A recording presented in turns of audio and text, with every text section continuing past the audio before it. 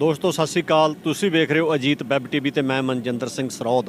ਅਸੀਂ ਪਹੁੰਚੇ ਹਾਂ ਟਿਕਰੀ ਸਰਹੱਦ ਦਿੱਲੀ, ਜਿੱਥੇ ਪਿਛਲੇ ਲੰਬੇ ਸਮੇਂ ਤੋਂ ਕਿਸਾਨੀ ਸੰਘਰਸ਼ ਹੈ ਜਿਹੜਾ ਉਹ ਜਾਰੀ ਹੈ। ਭਾਵੇਂ ਇਸ ਸੰਘਰਸ਼ ਦੌਰਾਨ ਲਗਭਗ 750 ਸਾਡੇ ਕਿਸਾਨ ਭਾਈਚਾਰੇ ਦੇ ਵੱਖ-ਵੱਖ ਪਿੰਡਾਂ ਤੋਂ ਜਾਂ ਪੰਜਾਬ ਦੇ ਉਹਨਾਂ ਹਿੱਸਿਆਂ ਤੋਂ ਜਿਹੜੇ ਕਿਸਾਨ ਇੱਥੇ ਪਹੁੰਚੇ ਸੀ, ਮੌਤਾਂ ਹੋਣ ਦਾ ਸਿਲਸਿਲਾ ਸੀ ਉਹ ਜਾਰੀ ਰਿਹਾ। ਇਸ ਦੌਰਾਨ ਇਹ ਸਾਰੇ ਵਰਤਾਰੇ ਦਾ ਨਰਸੰਹਾਰ ਇਹ ਵੀ ਰਿਹਾ ਕਿ ਲਖੀਮਪੁਰ ਖੀਰੀ ਅਤੇ ਪਿਛਲੇ ਦਿਨੀ ਟਿਕਰੀ ਸਰਹੱਦ 'ਤੇ ਸਾਡੀਆਂ ਬੀਬੀਆਂ ਦੀਆਂ ਜਿਹੜੀਆਂ ਦਰਦਨਾਕ ਮੌਤਾਂ ਉਹ ਵੀ ਹੋਈਆਂ। ਸੋ ਪਿਛਲੇ ਲਗਭਗ 5 ਦਿਨਾਂ ਤੋਂ ਇਹ ਗੱਲ ਚੱਲ ਰਹੀ ਸੀ ਕਿ ਪ੍ਰਸ਼ਾਸਨ ਵੱਲੋਂ ਜਿਹੜੇ ਬੈਰੀਕੇਡ ਸੀ ਟਿਕਰੀ ਦੀ ਜਿਹੜੀ ਸਰਹੱਦ ਹੈ ਹਰਿਆਣਾ ਤੇ ਦਿੱਲੀ ਨੂੰ ਆਪਸ ਵਿੱਚ ਜੋੜਦੀ, ਉਹਨੂੰ ਬੰਦ ਕੀਤਾ ਹੋਇਆ ਸੀ।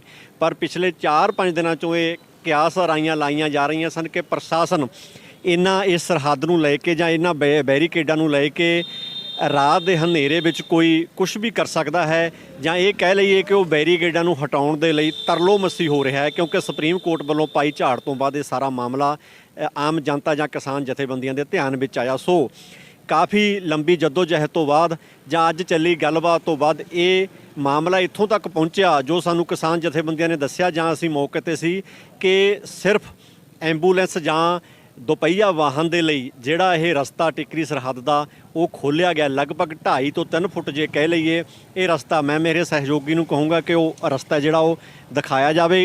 ਕਿਸਾਨ ਆਗੂਆਂ ਨੇ ਇਹ ਵੀ ਗੱਲ ਆਖੀ ਹੈ ਕਿ ਇਸ ਰਸਤੇ ਦੇ ਉੱਤੋਂ ਦੀ, ਇਸ ਰਸਤੇ ਦੇ ਵਿੱਚ ਦੀ ਉਹ ਕਿਸੇ ਵੀ ਵੱਡੇ ਵਾਹਨ ਹੈ ਜਿਹੜਾ ਉਹਨੂੰ ਲੰਘਣ ਨਹੀਂ ਦੇਣਗੇ। ਸੋ ਉਹਨਾਂ ਨੇ ਆਖਿਆ ਸਿਰਫ ਇਸ ਰਸਤੇ ਥਾਈਂ ਦੁਪਹੀਆ ਵਾਹਨ ਜਿੱਦਾਂ ਸਕੂਟਰ, ਮੋਟਰਸਾਈਕਲ ਜਾਂ ਕੋਈ ਐਂਬੂਲੈਂਸ ਵਗੈਰਾ ਨੂੰ ਇਹਨਾਂ ਬੈਰੀਕੇਡਾਂ ਨੂੰ ਹਟਾ ਕੇ ਰਸਤਾ ਦਿੱਤਾ ਜਾਵੇਗਾ।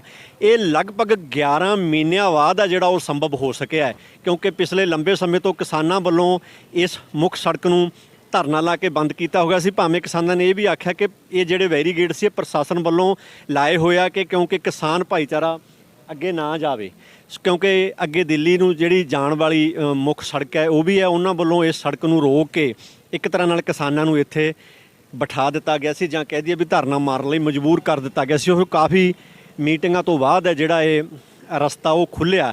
ਹੁਣ ਇਸ ਰਸਤੇ ਰਾਹੀਂ ਮੈਂ ਇੱਕ ਵਾਰ ਫਿਰ ਆਖੂੰਗਾ ਮੇਰੇ ਸਹਿਯੋਗੀ ਨੂੰ ਕਿ ਦਿਖਾਇਆ ਜਾਵੇ। ਹੁਣ ਇਸ ਰਸਤੇ ਰਾਹੀਂ ਜਿਹੜੀ ਆਵਾਜਾਈ ਹੈ ਉਹ ਚੱਲੂਗੀ, ਸਿਰਫ ਮੋਟਰਸਾਈਕਲ ਜਿੱਦਾਂ ਆ ਵੀ ਰਹੇ ਆ ਜਾਂ ਐਂਬੂਲੈਂਸਾਂ ਨੂੰ ਹੀ ਲੰਘਣ ਦੀ ਜਿਹੜੀ ਆਗਿਆ ਕਿਸਾਨਾਂ ਵੱਲੋਂ ਦਿੱਤੀ ਗਈ ਹੈ। ਸੋ ਪਿਛਲੇ 11 ਮਹੀਨਿਆਂ ਤੋਂ ਬਾਅਦ ਇਹ ਰਸਤਾ ਜਿਹੜਾ ਲਗਭਗ ਉਹ ਚਾਲੂ ਹੋ ਸਕਿਆ, ਜਿਸ ਦੌਰਾਨ ਕਾਫੀ ਸ਼ਹਾਦਤਾਂ ਹੋਈਆਂ ਅਤੇ ਨੌਜਵਾਨੀ ਹੈ ਜਿਹੜੀ ਉਹ ਸੰਘਰਸ਼ ਦੇ ਰਾਹ ਪਈ ਰਹੀ। ਸੋ ਅਸੀਂ ਗੱਲ ਕਰਦੇ ਹਾਂ ਉੱਥੇ ਲੰਘਣ ਵਾਲਿਆਂ ਦੇ ਨਾਲ ਜਾਂ ਕਿਸਾਨਾਂ ਦੇ ਨਾਲ ਕਿ ਸਿਰਫ 2.5 ਫੁੱਟ ਜਿਹੜਾ ਰਸਤਾ ਹੀ ਆ ਉਹ ਕਿਉਂ ਦਿੱਤਾ ਗਿਆ, ਜਦ ਕਿ ਕਿਸਾਨਾਂ ਦਾ ਬਿਲਕੁਲ ਤਰਕ ਵੀ ਸਹੀ ਹੈ। ਜੇ ਵੱਡੇ ਵਾਹਨ ਲੰਘਣਗੇ ਤਾਂ ਉਹ ਕਿਸਾਨਾਂ ਦਾ ਨੁਕਸਾਨ ਹੈ ਜਿਹੜਾ ਉਹ ਹੋ ਸਕਦਾ, ਕਿਉਂਕਿ ਇੱਥੇ ਤੰਬੂ ਲੱਗੇ ਹੋਏ ਨੇ। ਨੇਤਾ ਜੀ ਇੱਕ ਗੱਲ ਦੱਸੋ ਵੀ ਜਿਹੜੀ 2.5 ਫੁੱਟ ਜਗ੍ਹਾ ਕਾਫੀ ਕਸਮਕਸ ਤੋਂ ਬਾਅਦ ਜਾਂ ਜਦੋਜਹਿਦ ਤੋਂ ਬਾਅਦ ਇਹ ਸਿਰਫ ਇੰਨੀ ਜਗ੍ਹਾ ਹੀ ਕਿਉਂ ਦਿੱਤੀ ਗਈ ਹੈ? ਦੇਖੋ ਇਹ ਗੱਲ ਕਾਫੀ ਚਿਰ ਦੀ ਸਾਡੇ ਦਿਮਾਗ 'ਚ ਸੀਗੀ। 26 ਜਨਵਰੀ ਤੋਂ ਪਹਿਲਾਂ ਜਿਹੜੇ ਉਰੋਂ ਦੀ ਅਸੀਂ ਟੱਪਦੇ ਸੀਗੇ। ਹੁਣ ਜਿਹੜਾ ਇਹ ਇੰਡਸਟਰੀ ਦਾ ਏਰੀਆ ਹੈ, ਇੱਥੇ ਮਜ਼ਦੂਰ ਜਮਾਤ ਆ, ਬਹੁਤ ਵੱਡੀ ਕਿਰਤੀ ਲੋਕ ਸੀਗੇ। ਉਹ ਜਦੋਂ ਪਰਾਂ ਦੀ ਤੁਰ ਕੇ ਆਉਂਦੇ ਸੀ ਸਾਨੂੰ ਵੀ ਬੜਾ ਦੁੱਖ ਆਉਂਦਾ ਸੀ ਵੀ ਕਿਰਤੀ ਲੋਕ ਨੇ, ਕਿਉਂਕਿ ਕਿਰਤ ਵਾਲੇ ਬੰਦਾ ਟਲ ਨਹੀਂ ਸਕਦਾ। ਕਿਰਤ ਵਾਲੇ ਬੰਦੇ ਨੂੰ ਸਮੇਂ 'ਤੇ ਜਾਣਾ ਪੈਂਦਾ ਹੈ। ਜਿੰਨੀ ਉਹਦੀ ਮਿਹਨਤ ਸੀ ਉਨੀ ਉਹਦੀ ਤੁਰ ਕੇ ਮਿਹਨਤ ਪਰਾਂ ਦੀ ਜ਼ਿਆਦਾ ਉਹ ਤਕਲੀਫ ਆਉਂਦੀ ਸੀ, ਔਖਾ ਹੁੰਦਾ ਸੀ। ਇਸ ਲਈ ਅਸੀਂ ਸਰਕਾਰ ਨਾਲ ਨਹੀਂ ਇਹ ਫੈਸਲਾ ਕੀਤਾ। ਅਸੀਂ ਇਹ ਕਿਰਤੀ ਵਰਗ ਦੇ ਹੱਕ 'ਚ, ਉਹ ਕਿਰਤੀ ਵਰਗ ਸਾਡੇ ਜਿਹੜੇ ਅੰਦੋਲਨ ਦਾ ਇੱਕ ਹਿੱਸਾ ਹੈ, ਉਹ ਪਹਿਲਾਂ ਤੋਂ ਸਾਡੇ ਨਾਲ ਖੜਾ ਹੈ। ਜਦੋਂ ਸਰਕਾਰ ਸਾਨੂੰ 2 ਧੜਿਆਂ 'ਚ ਵੰਡ ਰਹੀ ਸੀ, ਇਸ ਇਲਾਕੇ ਨੂੰ ਸਾਡੇ ਖਿਲਾਫ ਖੜਾ ਕਰ ਰਹੀ ਸੀ, ਉਸ ਸਮੇਂ ਇਲਾਕਾ ਸਾਡੇ ਹੱਕ 'ਚ ਆ ਕੇ ਖੜਦਾ ਸੀ। ਇੰਡਸਟਰੀ ਵੀ ਆ ਕੇ ਹੱਕ 'ਚ ਖੜਦੀ ਸੀ, ਦੁਕਾਨਦਾਰ ਵੀ ਹੱਕ 'ਚ ਖੜਦੇ ਸੀ, ਕਿਰਤੀ ਵਰਗ ਵੀ ਸਾਡੇ ਹੱਕ 'ਚ ਖੜਦਾ ਸੀ। ਇਸ ਲਈ ਇਹ ਠੀਕ ਹੈ। ਸੁਪਰੀਮ ਕੋਰਟ ਤੋਂ ਬਚਣ ਦੇ ਮਾਰੇ ਨੇ ਇਹਨਾਂ ਨੇ ਆਪਦਾ ਚਾਰਾਜੋਰੀ ਕਰੀ ਸੀ। ਅਸੀਂ ਵੀ ਚਾਹੁੰਦੇ ਸੀ ਵੀ ਅਸੀਂ ਲਾਂਘਾ ਪੂਰਾ ਨਹੀਂ ਦਿੰਦੇ, ਇਹ ਸਕੀਮ ਦਾ ਫੈਸਲਾ ਕਰਨਗੇ। ਪਰ ਕਿਰਤੀ ਵਰਗ ਲਈ ਤੁਰ ਕੇ ਜਾਣ ਦਾ ਕੋਈ ਸਾਈਕਲ ਆ, ਉਹਦਾ ਕੋਈ ਦੋ ਪਹੀਆ ਵਾਹਨ ਹੈ, ਉਹ ਲੰਘ ਜੇ। ਇਸ ਲਈ ਅਸੀਂ ਉਹ ਕਿਰਤੀ ਵਰਗ ਜਿਹੜਾ ਸਾਡੇ ਅੰਦੋਲਨ ਦਾ ਹਿੱਸਾ ਹੈ ਉਹਦੇ ਲਈ ਫੈਸਲਾ ਲਿਆ, ਨਾ ਕਿ ਅਸੀਂ ਕੋਈ ਸਰਕਾਰ ਨਾਲ ਕਿਸੇ ਕਿਸਮ ਦਾ ਸਮਝੌਤਾ ਕੀਤਾ। ਇਹ ਸਾਡਾ ਸਵਾਲ ਹੈ। ਤਾਂ ਹੀ ਅਸੀਂ ਇਹ ਆਪਦਾ ਲਾਂਘਾ 2.5 ਫੁੱਟ ਉੱਧਰ 2.5 ਫੁੱਟ ਉੱਧਰ ਰੱਖਿਆ। ਤੇ ਹਾਂ ਠੀਕ ਆ, ਕੋਈ ਐਂਬੂਲੈਂਸ ਆਏਗੀ ਅਸੀਂ ਬੈਰੀਕੇਡ ਪਰਾਂ ਉਹਨੂੰ ਰੋੜ ਕੇ ਐਂਬੂਲੈਂਸ ਜ਼ਰੂਰ ਟਪਾਵਾਂਗੇ। ਇਹ ਵੀ ਆਖਿਆ ਜਾ ਰਿਹਾ ਵੀ ਇਹ ਲਾਂਘਾ ਕਿਆਸ ਰਾਈਆਂ ਚੱਲ ਰਹੀਆਂ ਨੇ ਵੀ ਅਗਲੇ ਦਿਨਾਂ ਨੂੰ ਵੱਧ ਸਕਦਾ। ਦੇਖੋ ਸਰਕਾਰ ਆਪਦਾ ਦਾਅ ਲਾਉਂਦੀ ਹੈ, ਅੰਦੋਲਨਕਾਰੀ ਆਪਦਾ ਦਾਅ ਲਾਉਂਦੇ ਹੈ। ਕਿੰਨੇ ਦਾਅ ਲੱਗਦੇ ਤੁਰੇ ਆਏ ਨੇ। ਇਹ ਪਹਿਲਾ ਦੁਨੀਆ ਦੇ ਵਿੱਚ ਤਜਰਬਾ ਕਿ ਸਰਕਾਰ ਦੇ ਸਾਰੇ ਦਾਅ ਫੇਲ ਹੋਏ ਨੇ। ਇਹ ਵੀ ਆਪਦਾ ਜਿਹੜੀ ਚਿੰਤਾ ਮਤ ਸੋਚੋ, ਸਰਕਾਰ ਕਰ ਲੇ, ਸਾਡੇ ਵੀ ਮਨ 'ਚ ਹੈ। ਅਸੀਂ ਵੀ ਅੰਦੋਲਨ ਜਿੱਤ ਕੇ ਜਾਣਾ ਹੈ। ਸਰਕਾਰ ਦਾ ਮਨਸਾ ਸੀਗਾ ਵੀ ਇਹਨਾਂ ਨੂੰ ਦਫਾੜ ਕਰਕੇ ਇਹ ਮਜ਼ਦੂਰ ਜਮਾਤ ਤੇ ਇੰਡਸਟਰੀ ਏਰੀਆ ਤੇ ਦੁਕਾਨਦਾਰਾਂ ਨੂੰ ਆਪਸ ਵਿੱਚ ਲੜਾਇਆ ਜਾਵੇ। ਅਸੀਂ ਭਾਈਚਾਰਕ ਸਾਂਝ ਕਾਇਮ ਰੱਖਾਂਗੇ।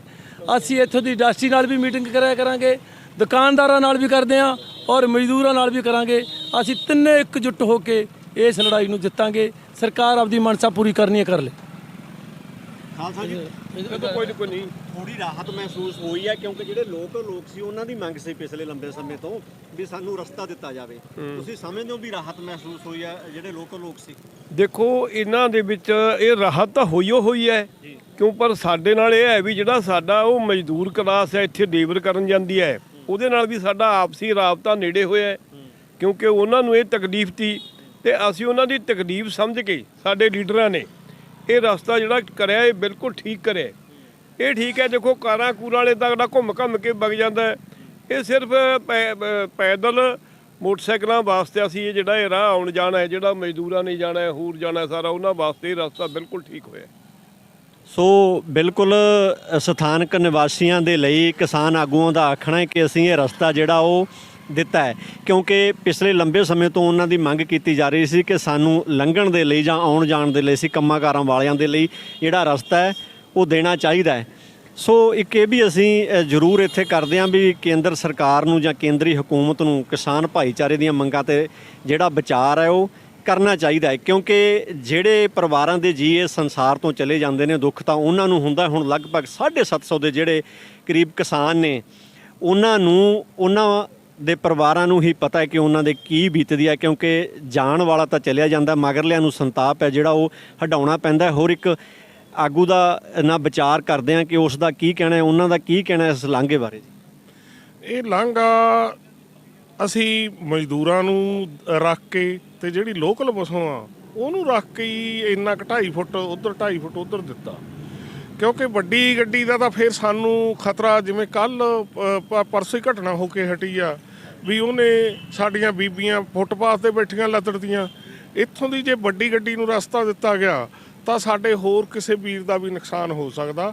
ਇਸ ਕਰਕੇ ਇਹ ਰਸਤਾ ਜਿਹੜਾ ਸਿਰਫ ਪੈਦਲ ਚੱਲਣ ਵਾਲਿਆਂ ਨੂੰ ਜਾਂ 2 ਵੀਲਰ ਲਈ ਜਾਂ ਕੋਈ ਐਮਰਜੈਂਸੀ ਜਿਹੜੀ ਐਂਬੂਲੈਂਸ ਆ ਵਗੈਰਾ ਉਹਨੂੰ ਕੋਈ ਪੇਸ਼ੈਂਟ ਲੰਘਾਉਣਾ ਉਹਨੂੰ ਲੰਘਾ ਸਕੀਏ ਕਿਉਂਕਿ ਜੇ ਅੱਗੇ ਅਸੀਂ ਗਲੀਆਂ ਦੇ ਰਾਹੀਂ ਜਾਂ ਦੂਰ ਦੀ ਰਸਤਾ ਲੰਬਾ ਪੈਂਦਾ ਸੀ ਦਿੱਲੀ ਦੇ ਹਸਪਤਾਲਾਂ 'ਚ ਜਾਣਾ ਤੇ ਇਹ ਉਹਨਾਂ ਚੀਜ਼ਾਂ ਨੂੰ ਮੁੱਖ ਰੱਖਦੇ ਹੋਏ ਇੱਥੋਂ ਦੀ ਜਨਤਾ, ਲੋਕਲ ਜਨਤਾ ਨੂੰ ਮੁੱਖ ਰੱਖਦੇ ਹੋਏ ਅਸੀਂ ਇਹ 2.5 ਫੁੱਟ ਦਾ ਰਸਤਾ ਦਿੱਤਾ। ਇਹਨਾਂ ਦਾ ਆਖਣਾ ਹੈ ਕਿ ਬਹੁਤ ਚੰਗੀ ਗੱਲ ਹੈ ਜਿਹੜਾ ਇਹ ਲਾਂਘਾ ਖੁੱਲ੍ਹਿਆ। ਅਸੀਂ ਵੀ ਆਸ ਕਰਦੇ ਹਾਂ ਕਿ ਅਜਾਈ ਜਾ ਰਹੀਆਂ ਜਾਨਾਂ ਨੂੰ ਵੇਖ ਕੇ, ਉਹਨਾਂ ਦੇ ਦਰਦ ਨੂੰ ਵੇਖ ਕੇ ਕੇਂਦਰ ਦੀ ਹਕੂਮਤ ਜਿਹੜਾ ਉਹ ਫੈਸਲਾ ਕੋਈ ਜਲਦੀ ਲਵੇ ਕਿਉਂਕਿ ਬਹੁਤ ਸਮਾਂ ਜਿਹੜਾ ਉਹ ਬੀਤ ਚੁੱਕਿਆ ਕਿਸਾਨੀ ਦਰਦ ਨੂੰ। ਟਿੱਕਰੀ ਸਰਹੱਦ ਤੋਂ ਮਨਜਿੰਦਰ ਸਿੰਘ ਸਰੌਦ ਦੇ ਨਾਲ ਸੁਖਜਿੰਦਰ ਸਿੰਘ ਝੱਲ ਦੀ ਰਿਪੋਰਟ।